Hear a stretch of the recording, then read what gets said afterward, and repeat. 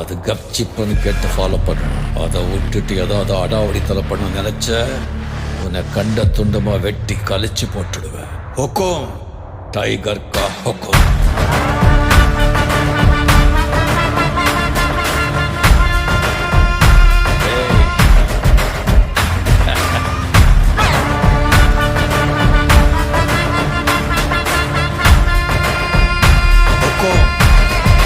tiger